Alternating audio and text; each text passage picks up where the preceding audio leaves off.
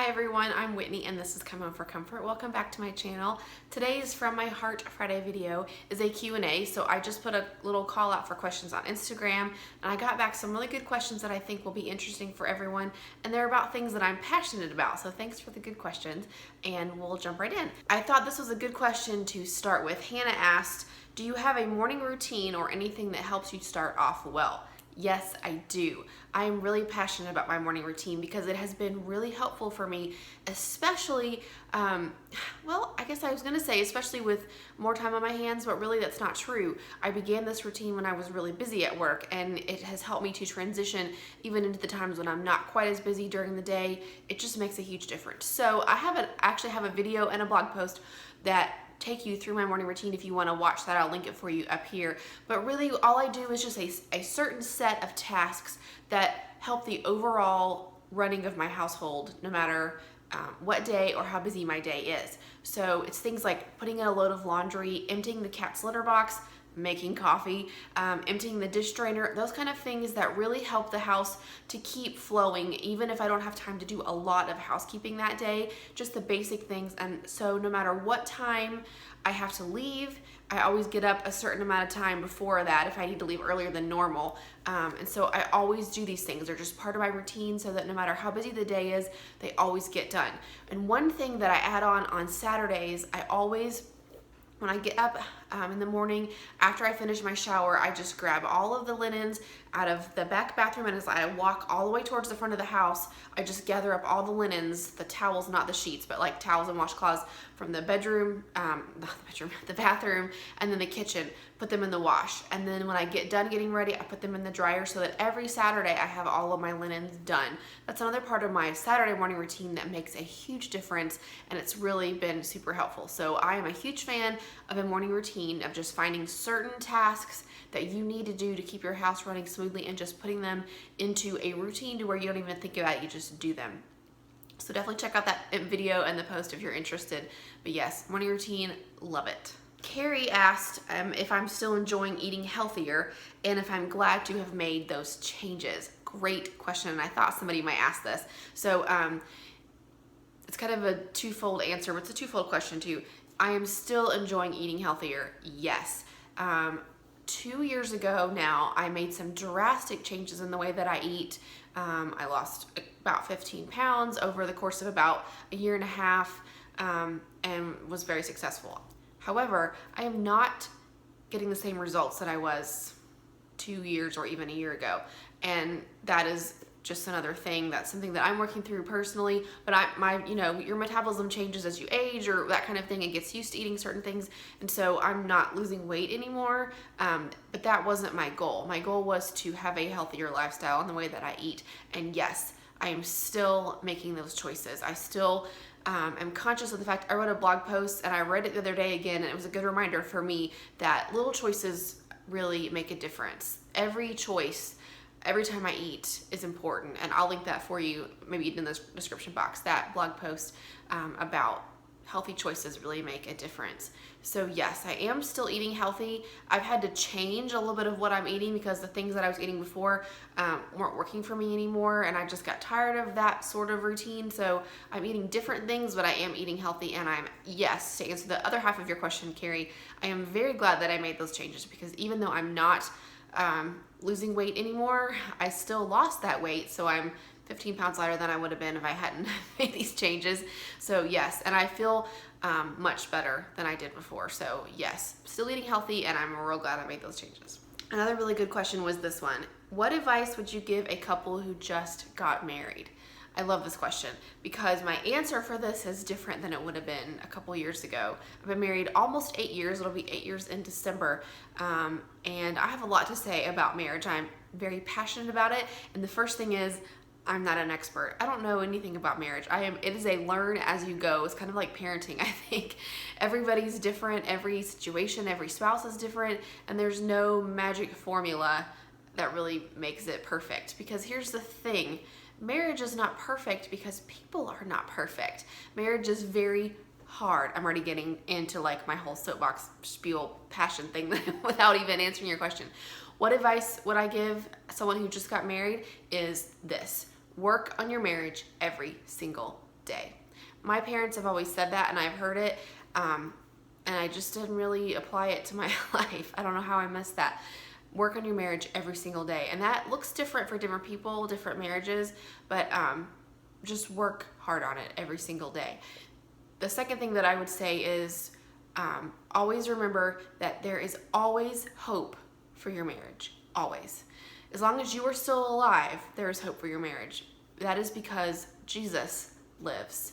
Because he has given life to us, because he lives, he can give life to our marriages. He can make all things new. So there is no argument, no disagreement, no betrayal, no hurtful action, nothing that can not be brought back to a new life, because when you bring God into the picture. Without God, we are all just toast, but with him, there is hope.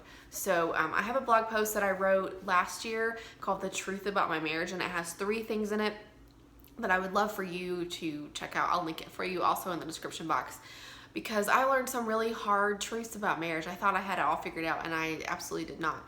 So marriage is very hard. Everybody goes through hard things in marriage. No marriage is immune to heartache and disappointment and frustration and conflict, because we're all people, we're all sinners. So if you are facing a hard time in your marriage, don't let it knock you for a loop and make you think that it's all over. No, there's always hope. There is always hope. And the third thing I would say is never be afraid to ask for help. If you are struggling in your marriage, reach out to someone that you trust that can give you counsel, because that makes a huge difference. It's easy to think that, oh, well, we're married and we need to do this together, we're a team, but there is such value in an outside counsel from someone who you can trust, someone that will give you godly wisdom and advice. Definitely get help. Ashley asked if I would share my daily quiet time routine, my Bible, devotions, or other resources. So yes, I'd be glad to share that with you. I really think that it's important to find a routine that works best for you and your personality, however you best absorb content, how you're able to pay attention, all of that kind of thing, and what works best with your schedule.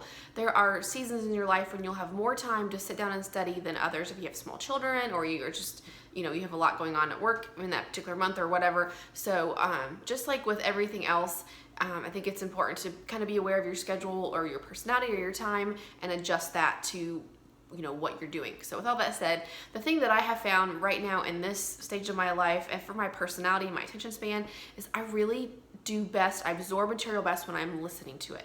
So for the last 2 years, I have been doing my devotions through the Bible app, which I love. And you can follow me there on the Bible app. I'll link my profile for that down below. If you want to follow me, you can see the plans that I'm currently doing. You can join them. All my activity is public if you want to see any of that. The 2 things I'm doing right now is every single day, I listen to the proverb for that day. So today, whatever the date of the month is, I listen to that correlating chapter in Proverbs. I've been doing that for many years actually, and it's benefited me so much. I've talked about that in a blog post as well, how much it has helped me in the way that I behave. Proverbs is just so helpful. And I try to now, because I've listened to it so many times, I try to say the verses along with the audio as I'm listening to it, or even I'll listen to the first half of the verse, because Proverbs is almost always like 2 parts of a verse. So I'll hear the first part and then I'll try to say the second half along with the reader. It's been really helpful for me to internalize that.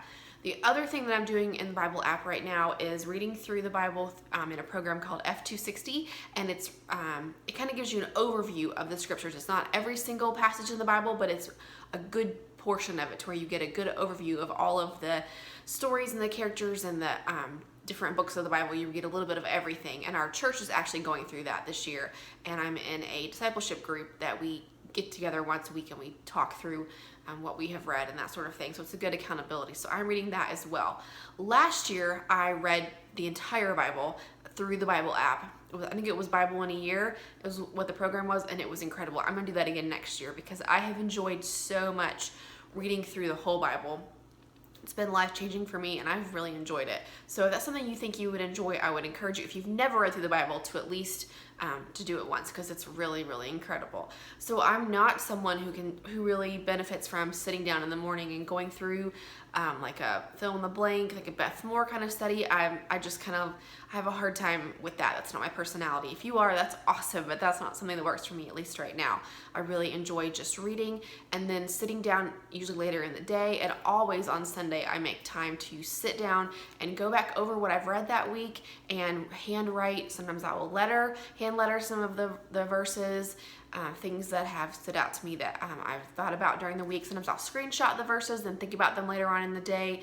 That has been really helpful for me. I also will sit down on Sundays and go over anything that I heard in the messages or our lessons on Sunday, like in our life group. Go back over those things that stood out to me so that I maybe write them down again. I do really well when I'm listening, and then when I write things again, like over and over, that really helps me to get it into my mind. So I'll do that as well. Sometimes I'll write a blog post about it if I want to really think through. So often the spiritual or faith-based posts that I write are things that I'm just learning in my devotions that I really want to work on. I definitely have benefited from podcasts as well. My favorite podcast is Focus on the Family. I've grown up listening to Focus on the Family. I was an Adventures in Odyssey fan. They have been a huge part of my life, all of my years. But right now I'm really loving Focus on the Family. I like because most of their podcasts are on either marriage or interpersonal relationships. They also talk about parenting a little bit as well, but mostly it's marriage and interpersonal relationships, those are things that I need help with, and it has been such practical help for me in the stage of life that I'm in. I just really have benefited a lot from the different guests that they have on their program. So if you don't listen to that, I will link it down below so you can check them out as well. It's been really tremendous. Okay, that is it. Thank you guys so much for the questions. I am honestly just overwhelmed that you even have questions for me, that you care about what I think about things, or you want to know what I would say to people on certain topics. So thank you so much for asking. I hope that I gave you complete answers for the things that you were asking me, and if not, feel free to message me or reach out to me and I'll be glad to answer your question a little more in depth if you would like. Thank you all so much for watching. I hope that you are having a wonderful day, and I will see you in the next video. Bye!